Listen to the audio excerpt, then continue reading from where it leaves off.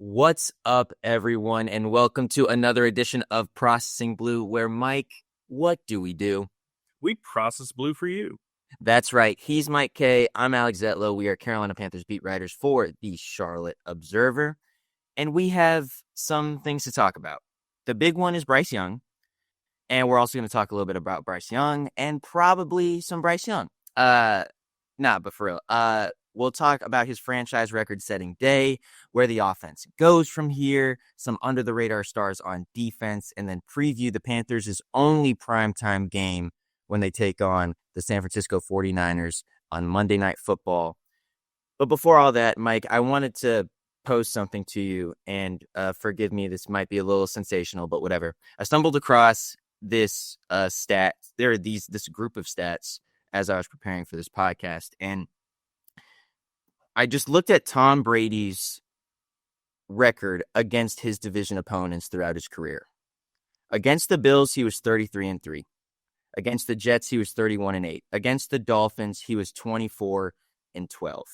Mike, are you ready on this podcast in front of the world to say that Bryce Young is Tom Brady to the Atlanta Falcons?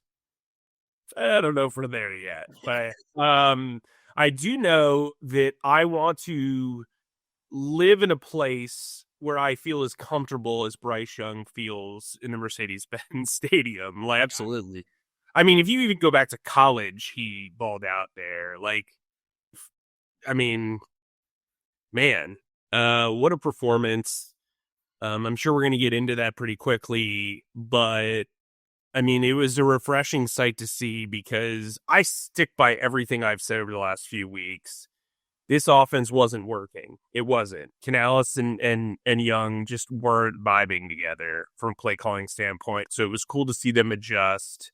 I think the previous outlook on them was both regressed, and I don't think you could be high on one without the other or low on one without the other. And I think right now the arrow is pointing up for both of them, given the way that Bryce Young played on Sunday. And there's nothing like a trip to Mercedes-Benz Stadium for medicine when it comes to Bryce Young. 4 of his 12 NFL wins have come against the Falcons.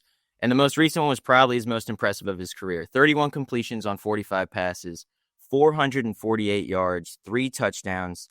He took 5 sacks, had 1.5 ankles by the time the game was over, limping to the post-game press conference, whatever. It was all. Can you bet on 1.5 ankles? Like, like the over-under on how many ankles you have? I don't know. I put that in the story, and my editor just texted me and was just like, hey, this doesn't make any sense. And I'm like, okay, yeah, change it. It's fine. But, the editor's not on this podcast, so I'm just going to say it. I don't think it makes any sense, but whatever. He did so throwing short. He did so throwing long. He threw inside and outside the numbers.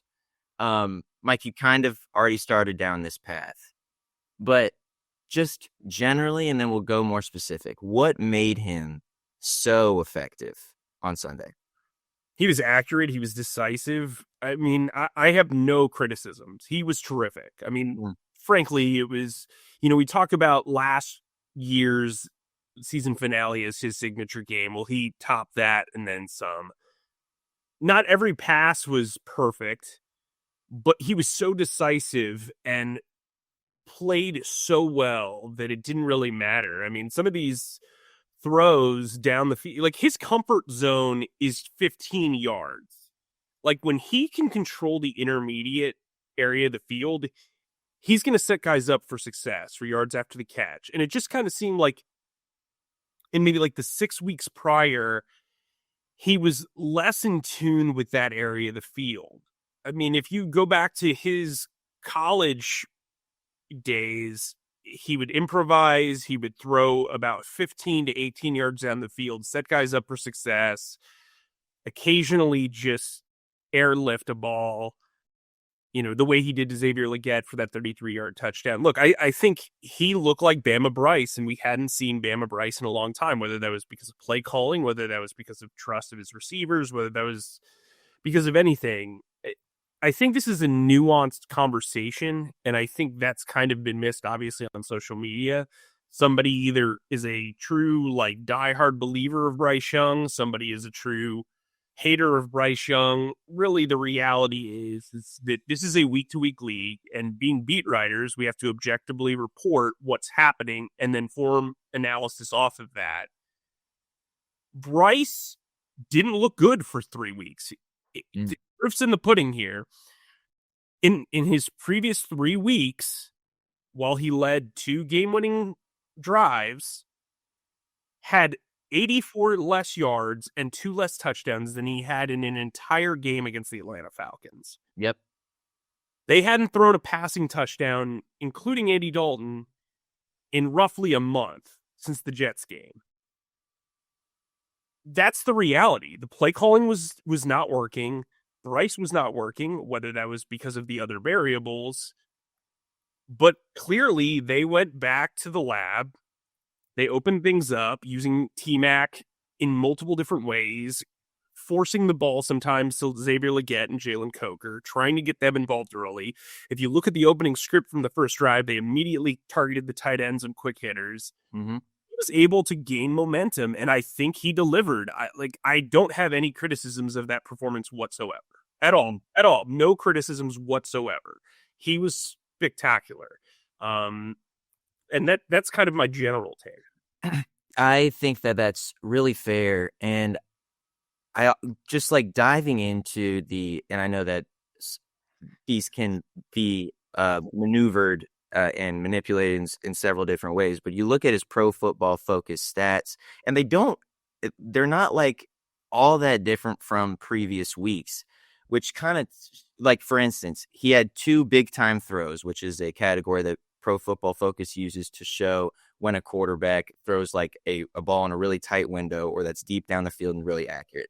His average depth of target was 7.3 yards. You'd think that with a 448-yard game, he's really pushing the ball down the field. Well, when you actually watch the game, it was a lot of just really good scheme and then a lot of really good yards after the catch. The Panthers still dropped the ball. According to Pro Football Reference or Pro Football Focus, there were 2 drops in the game, which is about the same for the season. And he was under pressure a ton. Yes, he got sacked 5 times, and perhaps his mobility kind of helped these pressures. But like, you'd normally think, if a quarterback's going to have a baller day, the offensive line is just going to protect him at will. Well, there were clear misblocking assignments a couple times, none more obvious than when he went down and got hurt.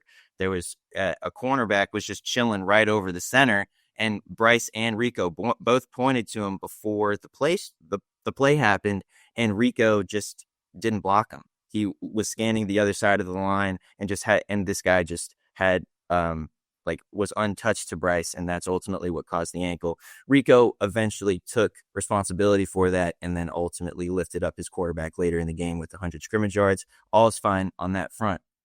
But I really like the nuance that you're bringing to this conversation, and those stats kind of show why. But I also want to take a bigger picture look at this. Those 448 yards is also 23% of his entire passing yardage for the season. It's week 11. 23% is that 448 yards. Okay. He led his 10th game-winning touchdown drive, which is wonderful. That's the most in the NFL since 2023.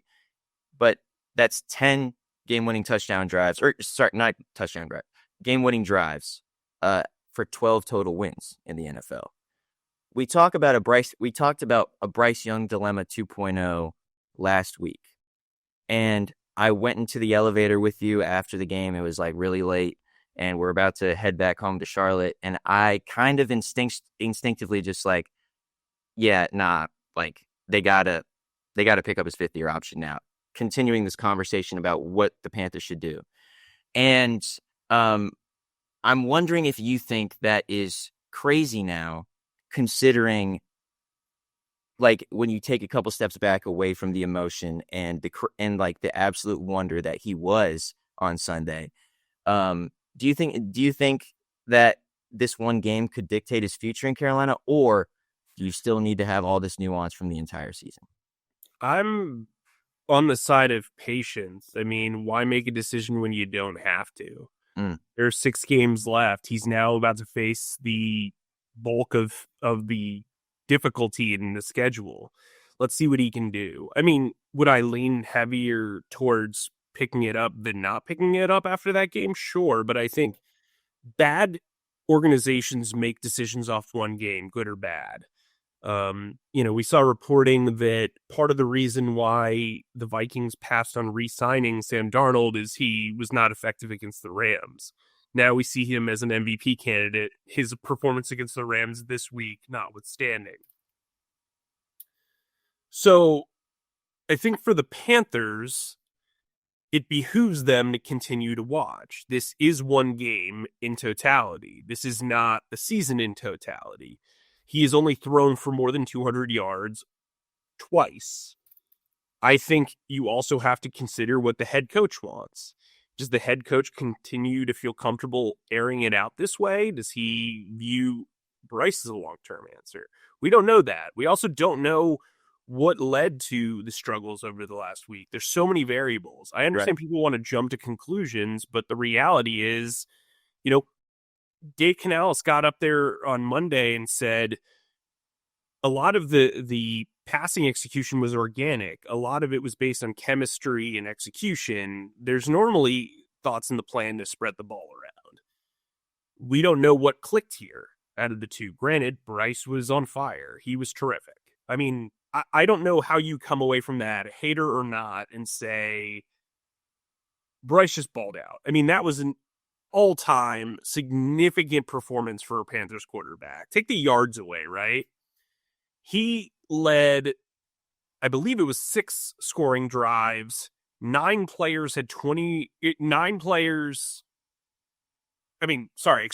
players created 9 completions of 20 yards or more. They came in with 21 of those style plays. It's insane. Yep. Tommy Tremble was set up for success as the last read on a play. I think you can't take anything away from Bryce's performance from a negative standpoint. That said, if you wanted to be devil's advocate, you could say, cool, he does this against Atlanta pretty regularly. Superman's powered by the sun. Bryce Young's powered by, I guess the Mercedes-Benz opening that shows the skyline. I don't know. But I do think this was encouraging. I do think it's proof in the pudding that they do need to air it out more, that they need to call those plays. I think Brad and Dave had a really good opening script. I think all of my criticisms of the passing offense last week were validated by the fact that you saw how much more success they had when it wasn't the T-Mac show. And they took advantage of him being a decoy. They moved him around. He wasn't just a sacrificial exit times where he was getting bracketed. There were times where guys were benefiting because of the coverage on T-Mac, which allowed him to kind of stay in the game and consistently produce. I mean, he won a scramble drill for a touchdown in the fourth quarter when he was being bracketed. He had the energy. If you missed the article on charlotteobserver.com, I wrote about how forcing the ball to T-Mac has become a stale product for the Panthers.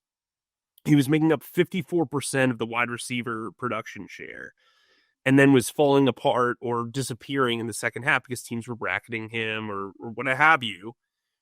Well, he was awesome in the second half, and they benefited from him because other guys were getting work, other guys were taking hits because they were getting completions. I think it all kind of worked, man.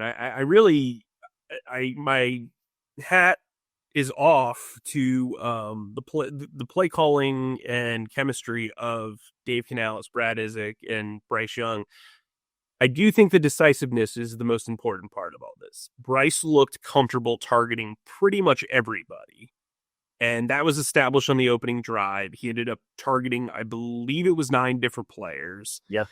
5 different players had 50 or more yards. Bravo to them. I don't know how you take anything negative away from all this. I mean, Dave had some good plays that he'd probably want back, but from a passing offensive standpoint, this was their Emmy tape. So I wanted to ask you about where the offense goes from here at this point. And when I ask this question, here's what's ringing in my mind. The Panthers were, I think, a little late to the decision to go to Rico Dowdle.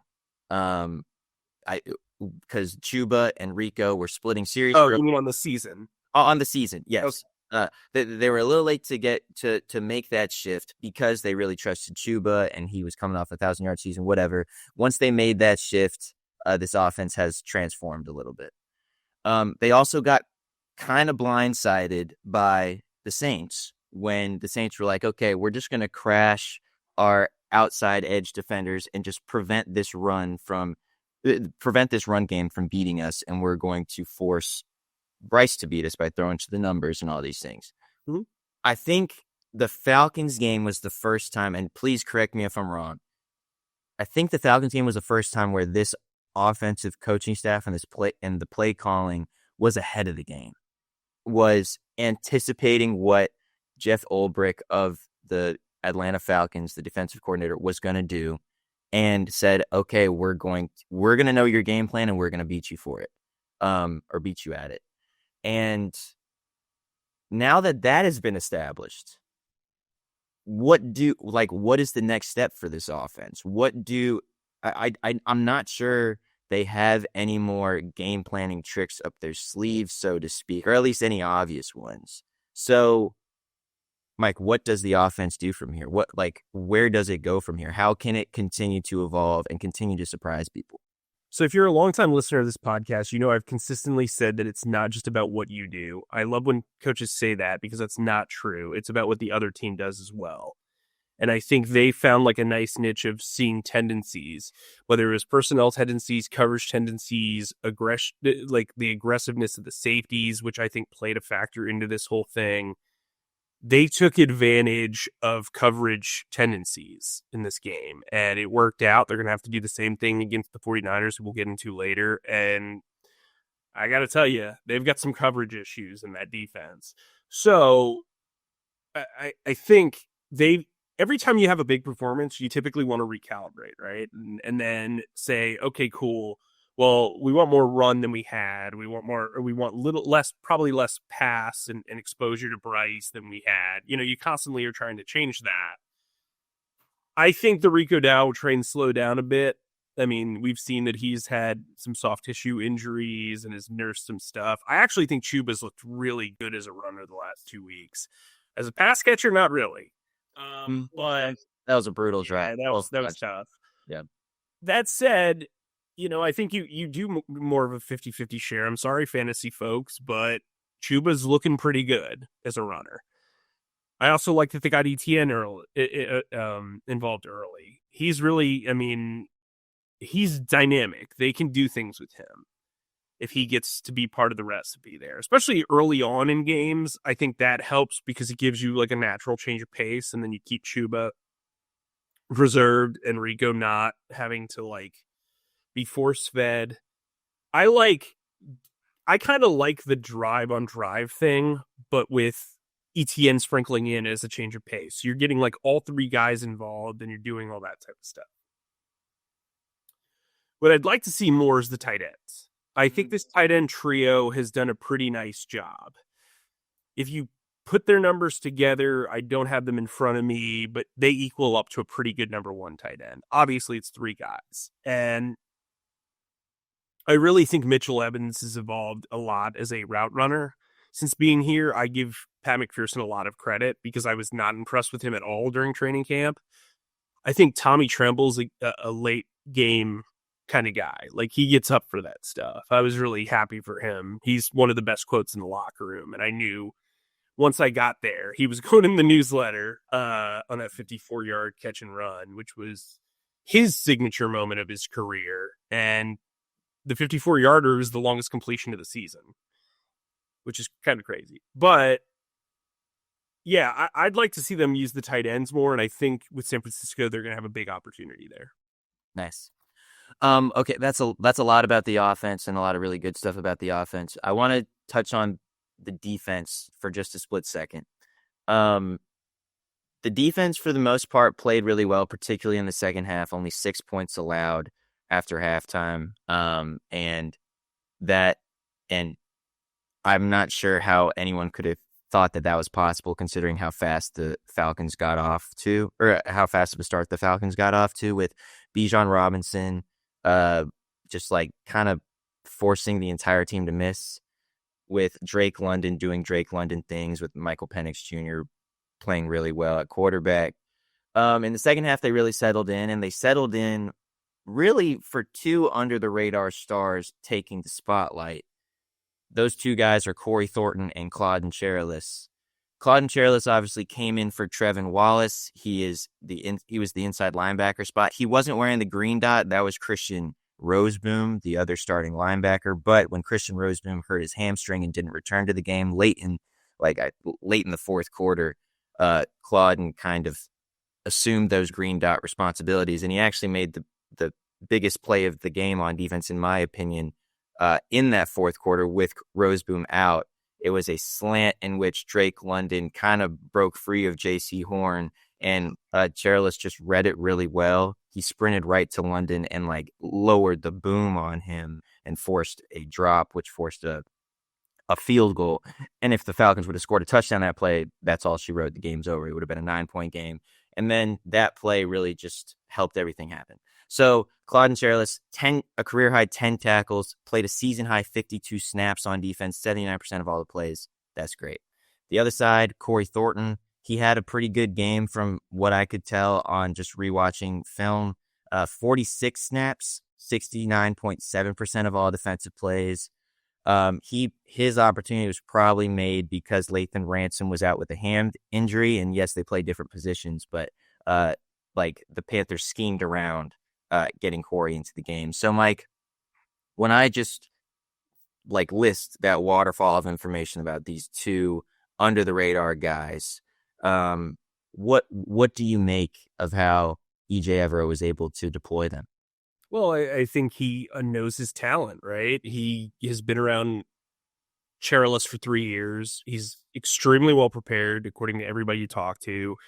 He's a very good vocal guy. He's not the loudest dude, but he will talk. He's been a cool guy to cover too, just because he's got a great perspective as an undrafted guy out of an HBCU who got cut by the Jets and immediately claimed by the Panthers. The front office really, really liked his tape. I think it's also a credit to the front office. I think, Dan Morgan and his crew have found guys within the nooks and crannies of the NFL waiver wire and the undrafted scene. You see how Corey Thornton's playing. You saw Ben Martin Scott get a forced fumble on a kickoff. He's done really well on special teams. Claudin's playing well. I'd argue Claudin had a better performance in this game than Roseboom, who still, I think, is very clearly uncomfortable being the green dot, even though he knows the defense. I thought there was they struggled a little bit more in coverage than I thought they would. But Drake London is Drake London. We talked about tendencies. It seemed like the Falcons really played to the tendencies of the defense. They found holes in the zones and were just eating it apart. Before Penix went down, they were just moving the ball at will. I do think they adjusted a little bit in the second half, but for the most part, he was on fire. Kirk Cousins is just toast, man. I don't know. It was painful to watch that stuff. He just couldn't move the ball. I was shocked they were able to get that late field goal. To be honest with you, I was like, well, this is done. I should probably just start turning in my story. But yeah, I think it was kind of a lackluster first half, a really solid second half. And that sometimes happens with the defense. Sometimes it just has to kind of get punched in the mouth and wake up. And, they didn't really get a lot of great pressure in this game, but I thought they really readjusted in the second half to the run, and that's where they kind of benefited. 2-0 against Atlanta. That's kind of big.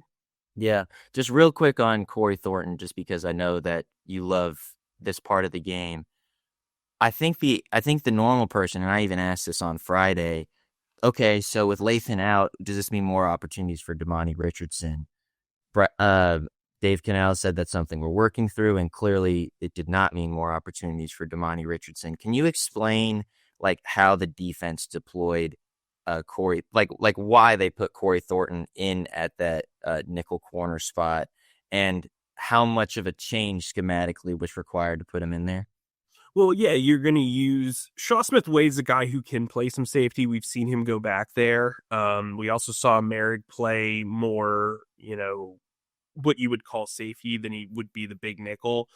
Thornton's got really good size. He's a pretty good tackler for a corner. I also think he's much better in coverage than Richardson, so you're not really sacrificing one for the other there. I just think like Richardson was undrafted for a reason, and I think he's got some,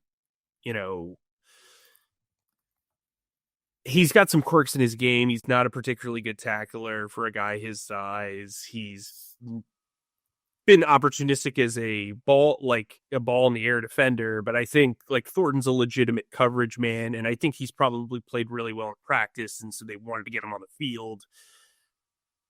Lathan Ransom is about as sure of a tackler as you can be as a rookie. Yeah. He's not particularly great in coverage. And so you look at Thornton as being an upgrade in coverage, but not as good of a run defender, but yet he's still passable. I think Thornton's a guy they want around for a while. I could see him being the heir apparent to Mike Jackson in a couple of years. They're developing him really well. They got a guy there, and they knew that they had a guy pretty early on. I was hearing buzz about him during rookie camp and OTAs. This guy was like the guy to watch. And I think I was the first person that was like in the media that was like, hey, watch out for this guy, because the mix of size, the mix of intelligence, he's fearless. And that's really important at corner in the NFL.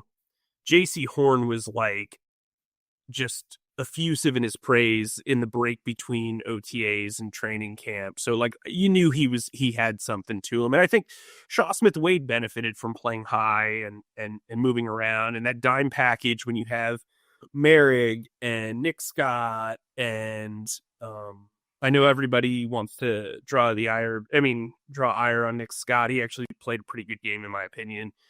And then you have the two nickel defenders in Thornton and Shaw Smith-Wade. I think it's a pretty good look. Not to say that Lathan Ransom should be benched, but I think maybe you look at the timeshare is mixing Ransom and Thornton based on tendencies and based on the package that they're facing. I think that that's not a bad problem to have. The more guys you can mix in there, the better. Yeah, that's really good stuff. You want to talk about Monday Night Football? Sure. The 49ers have a linebacker and safety coverage issue, and I think this is the time to go to the tight ends. Jatavian Sanders has seemingly regressed as a big play weapon. This is the one to unleash him. I think Mitchell Evans can have some success. I think Tommy Tremble in the red zone could be a factor. The guy who's been the mark on their defense has really been D. Winters, their weak side and nickel defender. Let me, according to Pro Football Focus, he has been targeted 73 times for 62 catches. That's an 84.9% catch rate for 454 yards and 5 touchdowns. Oh, yikes. Jair Brown, one of their starting safeties, he's been targeted 21 times for 14 catches for 102 yards and 2 touchdowns. Jason Pinnock, who's been around for a while, he used to be a corner, now he's a safety. He's been beat like a drum too. There's their stats as a coverage group have been awful. Like he's been targeted 15 times. Pinnock has been targeted 15 times or 16 times for 15 catches for 109 yards and 4 touchdowns. My goodness. And here's where it gets fun. So their best corner, Demondre Lennar, I hope I'm pronouncing that right, is pretty good. But he has not had a lot of success as of late. He's been targeted 47 times for 31 catches. It's a 66% catch rate for 334 yards and 4 touchdowns. What I like about this is no matter who he's on, whether it's Xavier Legette or Jalen Coker or Tetairoa McMillan, they have a significant size advantage. Lenore's 5'10", 200 pounds. We know that T-Mac's about 6'4" and change. Jalen Coker, I believe, is 6'3". Xavier Legette might only be 6'2", but he's a whole lot of 230 or whatever he is. I think that that's a matchup they can exploit, especially in the red zone. Mm-hmm. Offensively, though, this is going to be a difficult task. I mean, their tackles have been playing out of their mind. Obviously, they have a pretty generational left tackle in Trent Williams. CMC is CMC, man. He is a juggernaut out of the backfield as a dual threat. George Kittle has not been lighting the world on fire, but he does have 5 touchdown catches this year, and we know how Weber's defense has struggled against tight ends. That's going to be tough. I think it's all going to matter about getting to Brock Purdy, but I don't know how you're going to do that from the edge positions. You're going to have to do it from the interior. You're going to have to see guys like Derek Brown and Turk Warden and Bobby Brown step up and make it hard to throw. Purdy is also a pretty relatively shorter quarterback, so you hope that you can mess with his coverage lines or his sight lines, excuse me. And look, Bryce isn't going to face a lot of pressure on his end because Nick Bosa's out, Fred Warner's been out. Bryce Huff, though, is a pretty good speed rusher. I'm wondering how they're going to use him against these two offensive tackles who clearly struggle against speed. Mm-hmm. You got to get on him early. You also have to wonder about the Saleh-Ulbrich relationship because they've been together for so long. You wonder how Saleh adjusts after seeing Ulbrich get kind of torched in this game this past week. So it's really interesting. I think the real advantage that they have is being on the West Coast and really the tight end and running back position because we know both of these teams are susceptible to giving up yardage down the middle.